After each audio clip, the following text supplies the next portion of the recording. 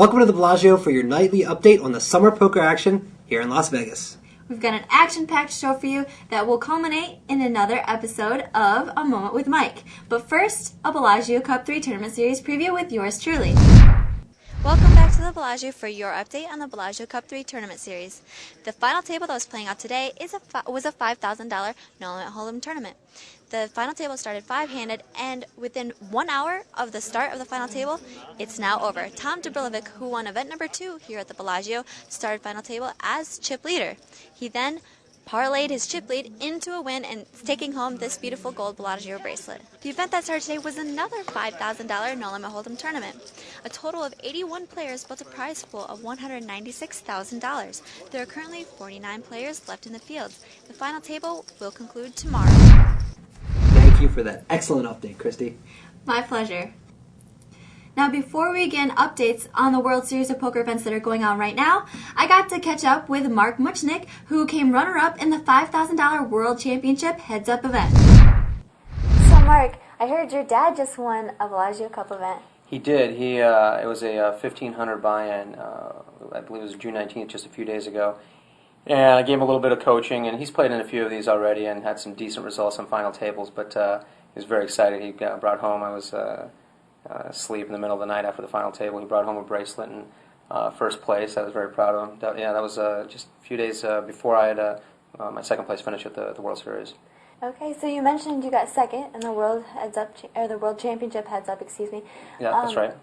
Now, was all that commotion going on before the event? Did that make you at all anxious for your first match? You know what?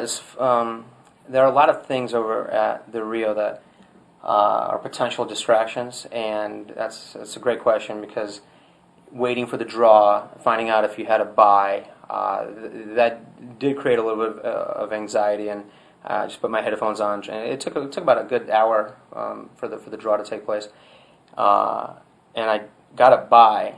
And I thought that was a great break, and I immediately went home, jumped in the pool, tried to take a nap, get ready for my first match.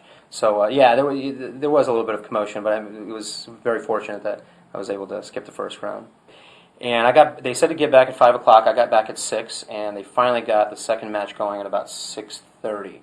So my first match was 6:30 on the first day of the event. And who was that?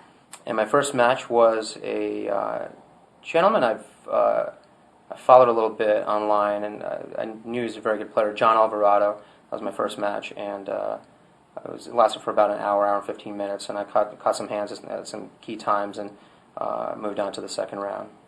So what kind of heads-up experience have you had? A lot of playing short-handed cash games, 25-50, 50-100, some of the bigger cash games at Bellagio over the last few years. But recently, I quit playing cash games to focus on tournaments. I'd say maybe I play just to kind of, make sure I'm not rusty. I'll play maybe once a month, a couple times a month before a tournament, just to kind of remember what it feels like to hold some cards. But definitely the cash game experience, the short-handed, gives you a good feeling for heads up. But heads up is such a unique animal. It's an ultimate battle of wits. I mean, it's like a chess match more than a poker game. You're sitting with one other person, and it's just you and your opponent. So you would say psychology and the mental part of it is a big part of heads up? I think it's huge, yeah, because it's all distilled into one person. So you really are all of the psychology, all of the that battle is you and the other person. Did you try any antics to maybe throw your players off their game? No, I really down the road in a couple of my other matches, I knew what to expect in terms of personalities and psychology. So I really just tried to focus in and put my headphones on. And before you make the money at the World Series, you're able to wear headphones and listen to your iPod. Once you're in the money, you have to put your iPods away. So up until why is that? They just the Rio just inherits it's a policy that they have for whatever reason. I can guess that there's a few reasons, but yeah, I didn't know that. But they make you take all electronic devices off the table and out of your ears, and so. But before you're in the money, you're able to listen to music. So I just try to put my iPod on and focus in on my game. Would you say Schreiber was your toughest opponent then? I think toughest opponent to adapt to. But I think once I would have adapted to the game, if I had potentially had like 3, 4, 5 more matches, I think I could have gotten back to my own game and adapted well. But no, I had some. I'd say there were a couple other very very tough matches along the way. Can you name a couple of those? Jamie Golden in the third round for me, very tough, great heads up player.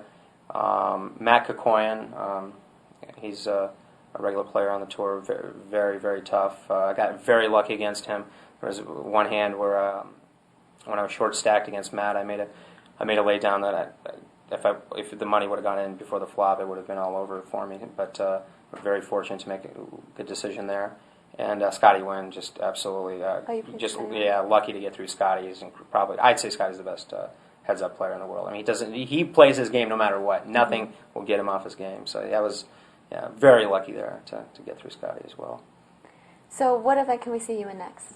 I think I will play the. I will skip the 50,000 horse because I need more practice on all the other games. So maybe in a couple of years I'll play the horse event.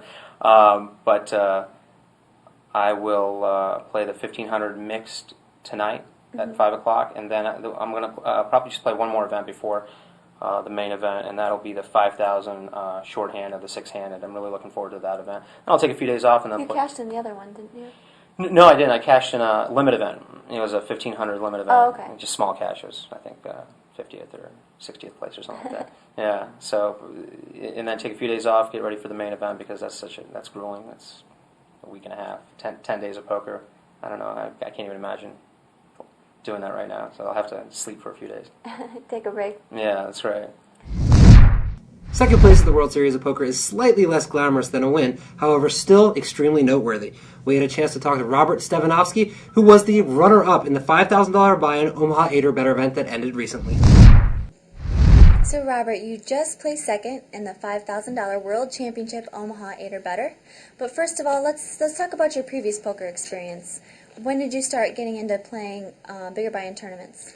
Well, my first tournament I played was about 3 years ago. I had a friend of mine who actually lived in California invited me, and I'd watched it on TV the previous year, but really, didn't really play a lot of poker at all, basically none. And I came out here, played a couple tournaments, and just enjoyed the competition.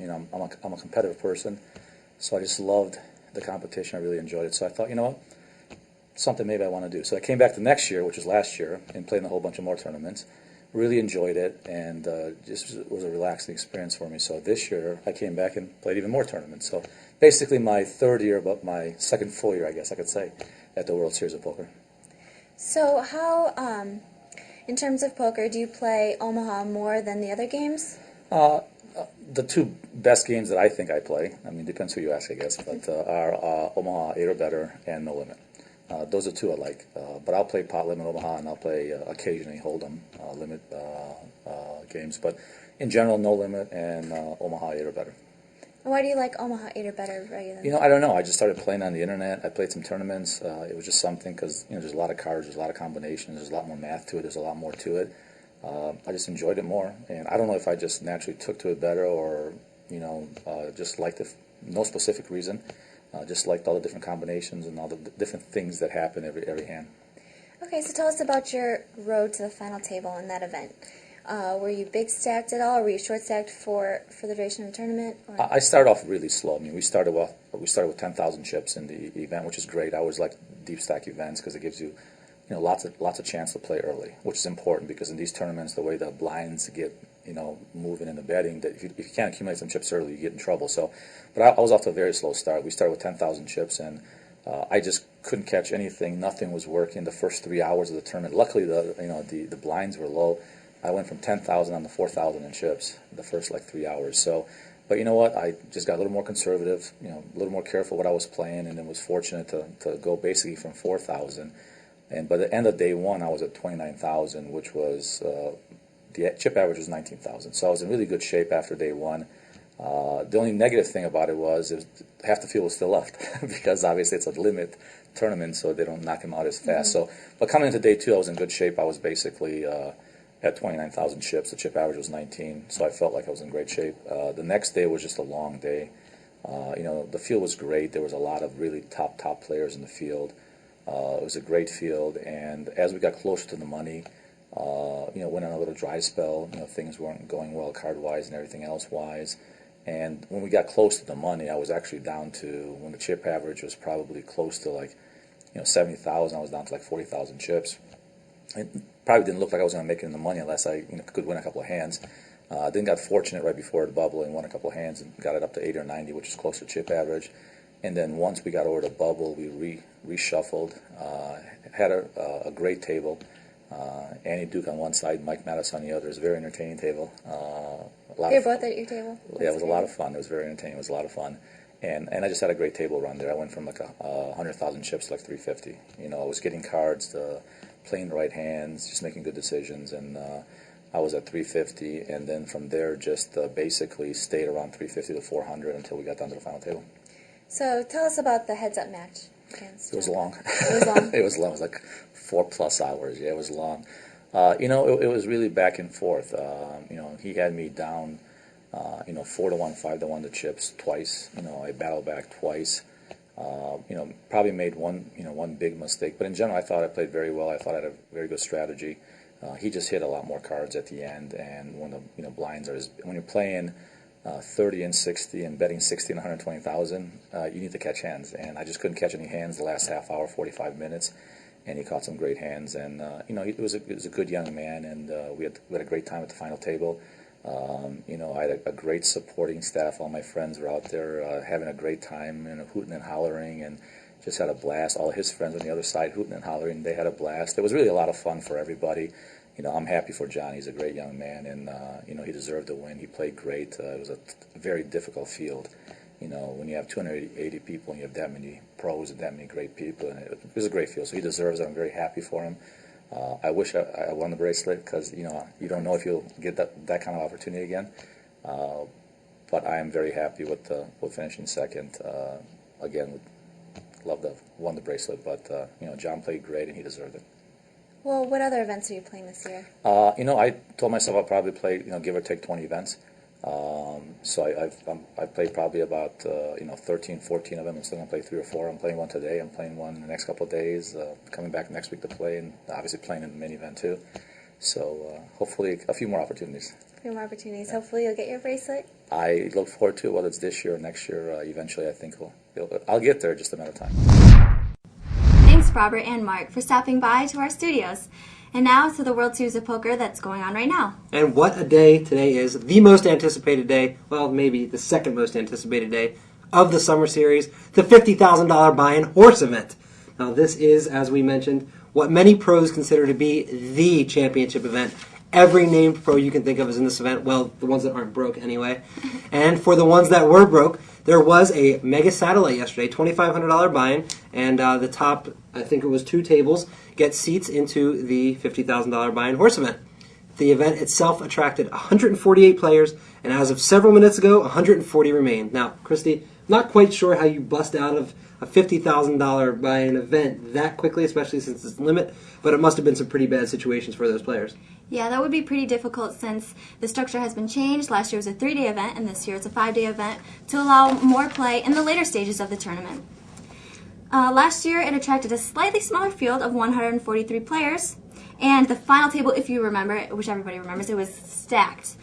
Players that were there were Doyle Brunson, Phil Ivey, Dewey Tomko, TJ Cloutier, David Singer, and Patrick Antonius, who was the only European to cash last year.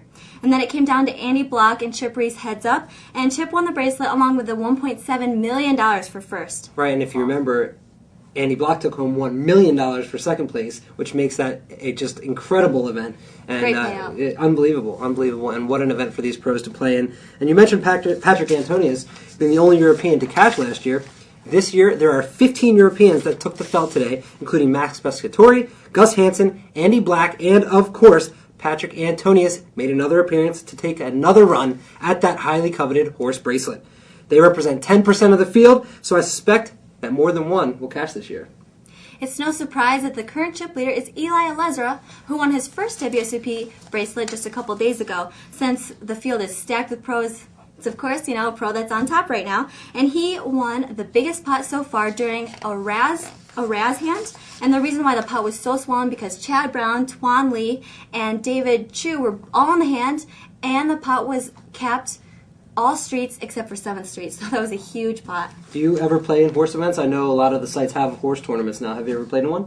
No, I haven't. I don't know how to play Raz really that well at all, but the other games like Omaha I really like, but have you? I play occasionally, but Raz is the hardest one to get used to. Exactly. It's just like a reverse 7-card stud. It's kind of crazy, but you have to have a lot of respect for anybody that can play a horse tournament well, and it's just fun to watch. It's my favorite event of the World Seems Series. like every time I have a Raz hand, I always wish I was playing 7-card stud, and that's not a good thing. Yeah, probably not.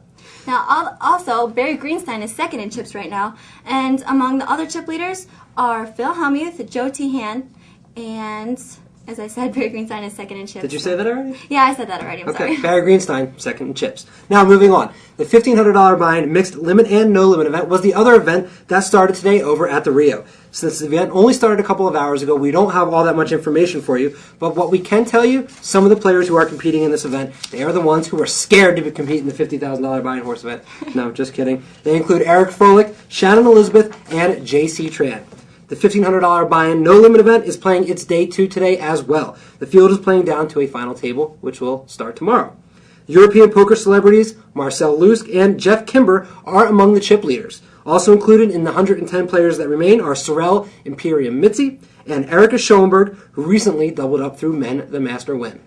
Now, the only final table that's playing out today is the $2,000 buy-in pot limit hold'em.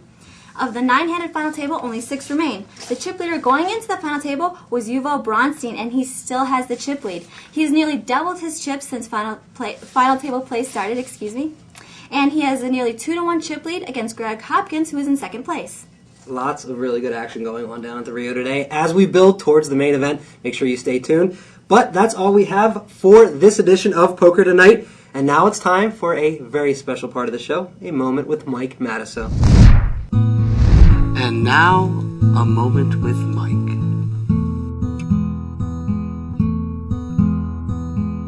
I don't like things without a butthole. See? Buttholes are good. This moment was brought to you by Mike the Mouth Matusow.